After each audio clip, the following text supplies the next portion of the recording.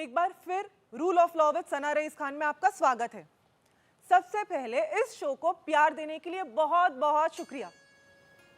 आपका कानूनी हक बताती हूँ एकदम आसान भाषा में। आपको आपके कानूनी हक के बारे में मैं बताती हूँ जो किसी भी सिटीजन के लिए जानना बेहद जरूरी है। इस शो की शुरुआत होती है केस ऑफ द वीक से। आज इस सेगमेंट में हम बात करेंगे पहलगाम में हुए टेरर अटैक की, उस अटैक से जो ह्यूमैनिटी पर किया गया है। मंगलवार को दोपहर करीब 2:30 बजे कुछ आतंकवादियों ने उन बेगुनाह टूरिस्ट को निशाना बनाया जो घूमने गए थे कश्मीर। पहलगाम से लगी हुई एक जगह है बैसरन, जिसे स्विट्जरलैंड ऑफ इंडिया भी कहा जाता है। आतंकियों ने वहीं कहर ढाया। वहां मौजूद सैकड़ों लोगों में से चुन चुनकर 28 टूरिस्ट को मौत के घाट उतार दिया गया। जिन लोगों ने आतंकी हमले का मंजर देखा, उन्होंने बताया है कि आतंकवादियों ने नाम पूछकर गोलियां चलाई। कुछ मिनटों में आतंकियों ने किसी का सुहाग छीन लिया तो किसी के घर का चिराग उजाड़ दिया। आतंकियों ने पत्नी की आंखों के सामने पति को गोली मार दी तो बच्चों के सामने पापा को मौत की नींद सुला दी। जिस वक्त पहलगाम में हमला हुआ, उस वक्त प्रधानमंत्री नरेंद्र मोदी सऊदी अरब के दौरे पर थे। उन्होंने गृह मंत्री अमित शाह से बात की और थोड़ी ही देर में अमित शाह श्रीनगर के लिए रवाना हो गए।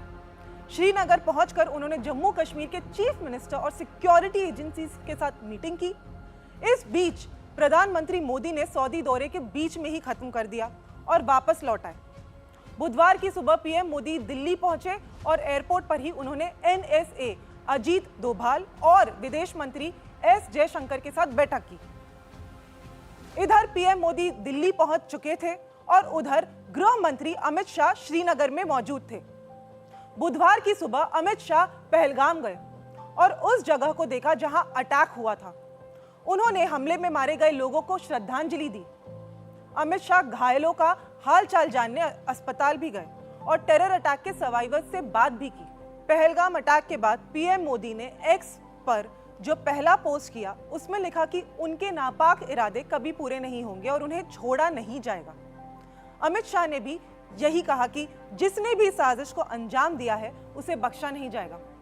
रक्षा मंत्री राजनाथ सिंह के एक कार्यक्रम में बयान किया कि बहुत जल्द करारा जवाब दिया जाएगा। बुधवार की शाम को प्राइम मिनिस्टर ने सीसीएस यानी कैबिनेट कमेटी ऑन सिक्योरिटी की बैठक की और पाकिस्तान के खिलाफ 5 फैसले किए, जिसमें इंडस वाटर ट्रीटी को सस्पेंड कर दिया गया। थर्सडे को प्राइम मिनिस्टर नरेंद्र मोदी एक फंक्शन में बिहार गए। उन्होंने वहां पहलगाम में मारे गए लोगों को याद किया और बिना नाम लिए पाकिस्तान को कड़ी चेतावनी दी। उन्होंने कहा कि पहलगाम के दोषियों को मिट्टी में मिलाने का समय आ गया है। बिहार की धरती से प्रधानमंत्री मोदी ने टेररिज्म की लड़ाई को लेकर दुनिया को भी संदेश दिया। हमारे प्रधानमंत्री का बयान ये इशारा कर रहा था कि हमले की जड़ में कहीं ना कहीं पाकिस्तान है। इसी दिन यानी थर्सडे को सरकार ने बड़ा डिसीजन लिया। भारत में मौजूद पाकिस्तानियों का वीजा सस्पेंड कर दिया गया और उन्हें पाकिस्तान लौटने का आदेश दे दिया गया। सरकार के लगातार एक्शन ने पाकिस्तान की नींद उड़ा दी। सरहद पार भी प्रधानमंत्री शहबाज शरीफ ने बैठक की और भारत के खिलाफ कुछ डिसीजंस लिए। अब आपको बताते हैं कि आखिर पहलगाम हमलों के पीछे पाकिस्तान का क्या रोल है। एक्चुअली टेरर अटैक के बाद जब सिक्योरिटी एजेंसीज एक्टिव हुई तो पता चला कि हमले की साजिश 2 टेररिस्ट ऑर्गेनाइजेशंस ने मिलकर रची थी। एक लश्कर-ए-तैयबा, द रेजिस्टेंस फ्रंट और दूसरा जैश-ए-मोहम्मद। इस हमले को सामने से लश्कर के मुखौटा संगठन द रेजिस्टेंस फ्रंट यानी TRF ने अंजाम दिया। फिर इस साजिश को पाकिस्तानी सेना और ISI के इशारे पर छोटे छोटे हिट स्क्वाड्स के इस्तेमाल से अंजाम दिया गया। इस आतंकी मॉड्यूल में टारगेट किलिंग करने के साथ ही आतंकियों को जंगली और ऊंचे इलाकों में छिपने के लिए ट्रेन किया जाता है। ये स्क्वाड हिट एंड रन की प्लानिंग और ओवरग्राउंड वर्कर्स के साथ काम करता है। पहलगाम में आतंकी हमले को अंजाम देने के लिए साजिश का जो ब्लूप्रिंट पाकिस्तान में तैयार किया गया था, उसके और भी ज्यादा सबूत तब मिले जब सुरक्षा एजेंसीज की जांच आगे बढ़ी। NIA की टीम को शुरुआती जांच में इस्तेमाल किए गए 50 से 70 कारतूस मिले। ये कारतूस अमेरिका में बने M4 कार्बाइन असॉल्ट राइफल और AK-47 से चलाए गए थे। M4 कार्बाइन के बारे में बताया जाता है कि ये अफगानिस्तान में इस्तेमाल हुए अमेरिकी हथियार है। जब 2021 में अमेरिकी सेना लौट गई तो ये हथियार तालिबान के हाथों में आ गए। इन हथियारों को अफगानिस्तान से पाकिस्तान के आतंकी गुटों ने खरीद लिया था। इसके बारे में माना जाता है कि आतंकी गुटों ने M4 कार्बाइन पाकिस्तानी खुफिया एजेंसीज ISI की शह पर खरीदे थे। इसके अलावा AK-47 की जो गोलियां वहां मिली वो चीन में बनाई हुई है। उनकी खासियत ये होती है कि वो बुलेट प्रूफ जैकेट को भी चीर देती है। वो बुलेट चीन से ही पाकिस्तान को मिली और पाकिस्तानी सेना से आतंकवादियों को। जैसे जैसे जांच आगे बढ़ रही है, ये साफ होता जा रहा है कि पहलगाम में जो आतंकी हमला हुआ है उसके पीछे किसी ना किसी तरह से पाकिस्तान का हाथ है। पाकिस्तान के खिलाफ हमारी सरकार का जो एक्शन है वो तो है ही और आगे भी होगा। लेकिन आज इस शो में हम उन कानूनों की बात करेंगे जो टेररिज्म को रोकने और टेररिस्ट को उनके किए की सजा देने के लिए हमारे देश में मौजूद है। UAPA यानी the unlawful activities prevention act. ये एक्ट टेरर एक्टिविटी को रोकने के लिए है। इस एक्ट के तहत पुलिस ऐसे आतंकियों, अपराधियों या दूसरे लोगों को आइडेंटिफाई करती है जो टेरर एक्टिविटीज में शामिल होते हैं या फिर टेरर एक्टिविटीज के लिए लोगों को तैयार करते हैं या फिर ऐसे एक्टिविटीज को बढ़ावा देते हैं। UAPA 1967 में लाया गया था। इस कानून को संविधान के आर्टिकल 19(1) के तहत दी गई बुनियादी आजादी पर लॉजिकल लिमिटेशंस लगाने के लिए लाया गया था। पिछले कुछ सालों में टेरर एक्टिविटी से जुड़े पोटा और टाडा जैसे कानून खत्म कर दिए गए, लेकिन UAPA कानून अब भी मौजूद है और पहले से ज्यादा मजबूत है। अगस्त 2019 में UAPA का संशोधन बिल संसद में पास हुआ, जिसके बाद इस कानून को ज्यादा ताकत मिल गई। 2019 के बाद इस कानून के तहत किसी भी व्यक्ति को जांच के आधार पर आतंकवादी घोषित किया जा सकता है। पहले यह ताकत केवल किसी ऑर्गेनाइजेशन को लेकर थी, यानी इस एक्ट के तहत किसी संगठन को आतंकवादी संगठन घोषित किया जाता था, लेकिन अब किसी व्यक्ति का किसी टेररिस्ट ऑर्गेनाइजेशन से संबंध दिखाना भी जरूरी नहीं होगा। अब आपको बताते हैं कि UAPA कानून कितना ताकतवर है और इसका दायरा कितना बड़ा है। UAPA के सेक्शन 2O के तहत भारत की इंटेग्रिटी पर सवाल करने को भी इल्लीगल एक्टिविटीज में शामिल किया गया है। UAPA में सेक्शन 18, 19, 20, 38 और 39 के तहत केस दर्ज होता है। सेक्शन 38 तब लगती है जब आरोपी के आतंकी संगठन से जुड़े होने की बात पता चलती है। सेक्शन 39 आतंकी संगठनों को मदद पहुंचाने पर लगाई जाती है। इस एक्ट के सेक्शन 43D(2) में किसी शख्स की पुलिस कस्टडी का टाइम डबल किया जा सकता है। अगर किसी पर UAPA के तहत केस दर्ज हुआ तो उसे अग्रिम जमानत नहीं मिल सकती। दरअसल कानून का सेक्शन 43D बहुत स्ट्रिंजेंट है। 43D(5) के मुताबिक कोर्ट आरोपी को जमानत नहीं दे सकता अगर उसके खिलाफ प्राइमा फेसी केस बनता है। इल्लीगल ऑर्गेनाइजेशंस और टेरर गैंग्स की सदस्यता को लेकर इसमें कई सजा के प्रोविजंस हैं। अगर कोई आरोपी उस संगठन का सदस्य है जिसे सरकार ने आतंकी संगठन बताया है तो उसे उम्र कैद की सजा मिल सकती है। मेंबरशिप की कोई साफ डेफिनेशन नहीं है। UAPA के साथ ही NSA यानी नेशनल सिक्योरिटी एक्ट भी है। इसे 1980 में बनाया गया था।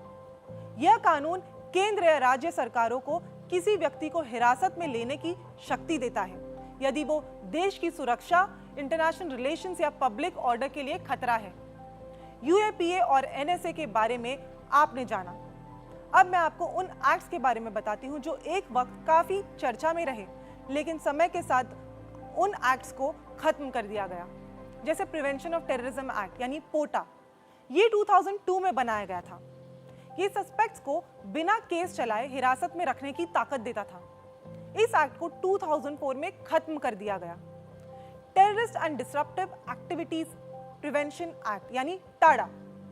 टाडा भारत का पहला एंटी टेररिज्म कानून था जिसे सरकार ने आतंकवादी गतिविधियों से निपटने के लिए लागू किया था। यह कानून 1985 से 1995 तक लागू था। आतंकवादी घटनाओं को रोकने, आतंकी घटनाओं की जांच और आतंकवादियों से निपटने के लिए एक खास एजेंसी बनाई गई है जिसे नेशनल इन्वेस्टिगेटिंग एजेंसी यानी NIA कहते हैं। इस एजेंसी का गठन NIA एक्ट 2008 के तहत किया गया था। इस एजेंसी को 2008 में मुंबई हुए आतंकवादी हमलों के बाद सेंट्रल एजेंसी के तौर पर एस्टैब्लिश किया। पहलगाम हमले की जांच भी NIA ही कर रही है। अब आपको NIA एक्ट के बारे में बताती हूँ। ये एक्ट अमेरिका की FBI की तर्ज पर NIA को फेडरल एजेंसी बनाता है। NIA एक्ट ने एजेंसीज को आतंकवाद से जुड़े मामलों में भारत के किसी भी इलाके में सुओ मोटो मामला दर्ज करने का अधिकार दिया है। साथ ही ये एक्ट NIA को यह अधिकार देता है कि राज्य सरकार के परमिशन के बिना राज्य में एंट्री और सस्पेक्ट की जांच की जा सकती है। 2019 में इस एक्ट में कई बदलाव किए गए। जांच किए जाने वाले मामलों के दायरे को बढ़ाया गया। NIA अब human trafficking, fake currency, illegal arms, cyber terrorism की जांच भी कर सकती है। इस संशोधन ने केंद्र सरकार को NIA ट्रायल के लिए सेशंस कोर्ट को स्पेशल कोर्ट नॉमिनेट करने की ताकत दी। कोई भी NIA ऑफिसर राज्य के DGP से पहले परमिशन लिए बिना छापा मार सकता है और आतंकवाद से जुड़ी संपत्ति जब्त कर सकता है। जांच अधिकारी को सिर्फ NIA के DG से परमिशन की जरूरत होती है। तो ये है भारत में आतंकवाद को रोकने के लिए बनाए गए कानून। पुलवामा में आतंकवादियों ने टूरिस्ट पर हमला किया और ये जम्मू कश्मीर को बहुत बड़ी चोट है, क्योंकि इससे बिजनेस पर असर होगा। अब शो के दूसरे पड़ाव पर चलते हैं और आपके कानूनी हक की बात करते हैं। इस सेगमेंट में हम टेरर अटैक की ही बात करेंगे। हम आपको ये बताएंगे कि अगर आप या आपका कोई रिश्तेदार या आपके जान पहचान का कोई शख्स आतंकी हमले का पीड़ित है तो आपका कानूनी अधिकार क्या है। सबसे पहले बात करते हैं कॉम्पेंसेशन के अधिकार की। टेरर अटैक्स में घायल या मारे गए लोगों को नुकसान की भरपाई के लिए कॉम्पेंसेशन का अधिकार होता है। ये कॉम्पेंसेशन फाइनेंशियल लॉस के लिए, जैसे कि इलाज का खर्च और जो इनकम आपकी रुक गई है उसके लिए हो सकता है। आमतौर पर सरकार हमले के पीड़ितों को इलाज कराती है और मुआवजा भी देती है। डिसीज के परिवार वालों को भी मुआवजा मिलता है। अगर ना मिले तो आप पूरे अधिकार के साथ सरकार से वो मांग सकते हैं। आपको सहायता प्राप्त करने का अधिकार यानी राइट टू रिसीव असिस्टेंस भी है। आतंकवाद से प्रभावित लोगों को तुरंत और लंबे समय तक सहायता का अधिकार होता है।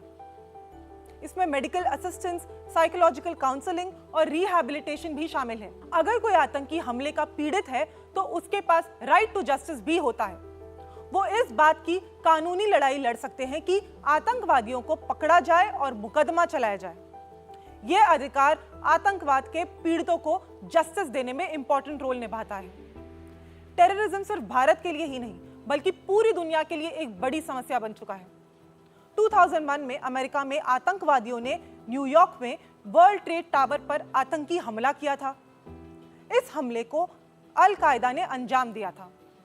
इसमें 3000 से ज्यादा लोगों की जान गई थी। इस हमले के बाद यूनाइटेड नेशंस ने एक हिस्टोरिकल स्टेप लिया। यूएन काउंसिल में प्रपोजल 1372 पारित किया, जिसके जरिए एंटी टेरर कमेटी का गठन किया गया। अब आगे बढ़ते हैं। हम इस शो में आप दर्शकों के कुछ सवाल भी लेते हैं। आप भी अपने सवाल हमें भेज सकते हैं। आप अपने टीवी स्क्रीन पर हमारा नंबर देख रहे हैं, जिस पर आप संदेश भेजकर अपने सवाल पूछ सकते हैं। तो चलिए हम आज का सवाल लेते हैं।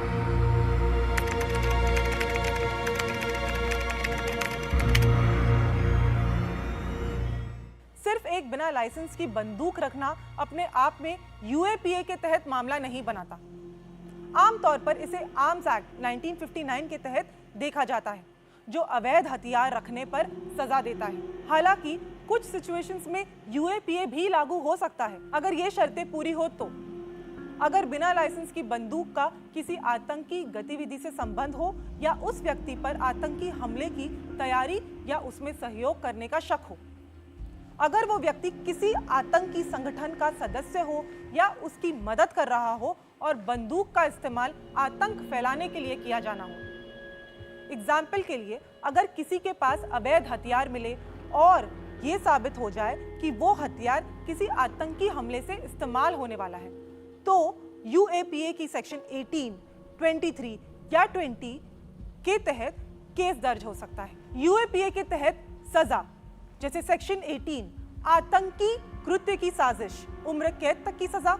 सेक्शन 20 आतंकी गिरोह का सदस्य होना, उम्र कैद तक की सजा। या सेक्शन 23 आतंकवाद के लिए हथियार रखना, कम से कम 5 साल की सजा, जिसे उम्र कैद तक बढ़ाया जा सकता है और साथ ही में जुर्माना भी हो सकता है। इसलिए नियत यानी कि इंटेंट बहुत जरूरी है। अगर मामला सिर्फ अवैध हथियार रखने का है तो ये आर्म्स एक्ट के तहत जाएगा, लेकिन अगर उसमें किसी भी तरह का आतंकी एंगल जुड़ता है तो यूएपीए लागू हो जाएगा और फिर सजा बहुत सख्त हो जाती है।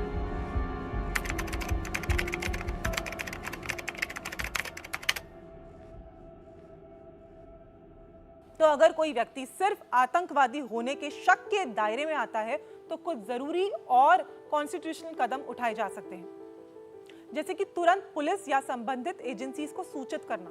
सबसे पहला कदम है कि आप शक के बारे में स्थानीय पुलिस, एटीएस या एनआईए को जानकारी दें। ये एजेंसीज जांच करने की जिम्मेदारी लेती है। सबूत या संदेह का आधार साझा करें।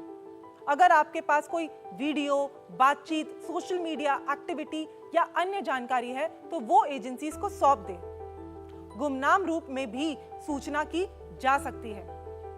कानूनी प्रक्रिया का पालन होना चाहिए। सिर्फ शक के आधार पर किसी को सजा नहीं दी जा सकती। कानूनन किसी के खिलाफ कार्रवाई तभी होती है जब उसके खिलाफ प्राइमा फेसी सबूत हो। पुलिस को जांच कर प्रमाण जुटाने होते हैं। शक के आधार पर गिरफ्तारी नहीं बल्कि जांच जरूरी है। यदि पुलिस को शक है तो वो व्यक्ति को पूछताछ के लिए बुला सकती है, लेकिन गिरफ्तारी तभी होगी जब पर्याप्त सबूत मिल जाए। व्यक्ति के अधिकारों का सम्मान जरूरी है। किसी भी भारतीय नागरिक को चाहे उस पर शक क्यों ना हो, संविधान के तहत कानूनी सुरक्षा और अपनी बात रखने का अधिकार है। शक होने पर खुद कार्रवाई ना करें। ये देश की सुरक्षा और कानून दोनों का मामला है। सही तरीका यही है कि जानकारी सुरक्षा एजेंसीज को सौंप दी जाए ताकि वो जांच करें और यदि जरूरी हो तो यूएपीए जैसे कानूनों के तहत कार्रवाई हो।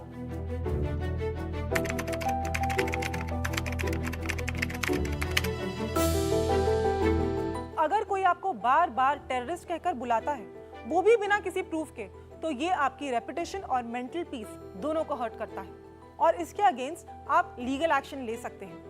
आप ये स्टेप्स फॉलो कर सकते हैं, जैसे कि डेफेमेशन का केस दर्ज कर सकते हैं, क्रिमिनल डेफेमेशन का केस दर्ज कर सकते हैं। अगर किसी ने आपको टेररिस्ट कहा और उसका कोई आधार नहीं है तो ये आपकी इमेज को खराब करने की कोशिश मानी जाएगी। अगर बार बार ऐसा किया जा रहा है तो आप हरासमेंट या intentional insult with intent to provoke breach of peace के तहत भी एफआईआर कर सकते हैं।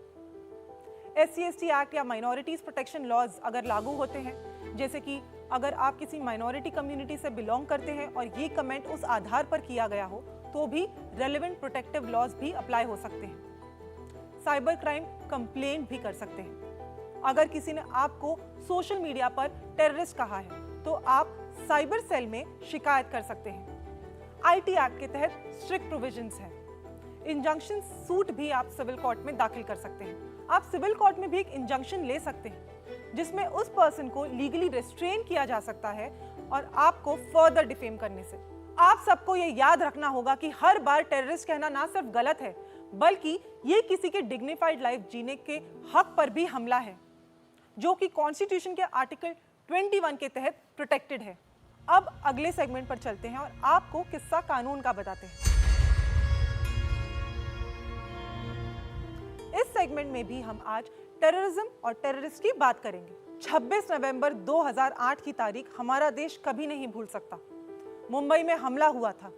पाकिस्तान से आए 10 आतंकियों ने जोरदार कोहराम मचाया था। 166 से ज्यादा लोग मारे गए थे। हमारी एजेंसीज ने 10 में से 9 आतंकियों को मार गिराया था, लेकिन एक पकड़ा गया था, अजमल कसाब। हमारे संविधान में हर किसी को अपनी बात रखने का अधिकार है, अपने बचाव का भी अधिकार है। भले ही कसाब आतंकवादी था, लेकिन हमारे संविधान के मुताबिक कसाब को भी कानूनी लड़ाई लड़ने का अधिकार मिला। एनआईए कोर्ट से लेकर सुप्रीम कोर्ट तक कसाब को अपनी बात रखने के लिए वकील मिले।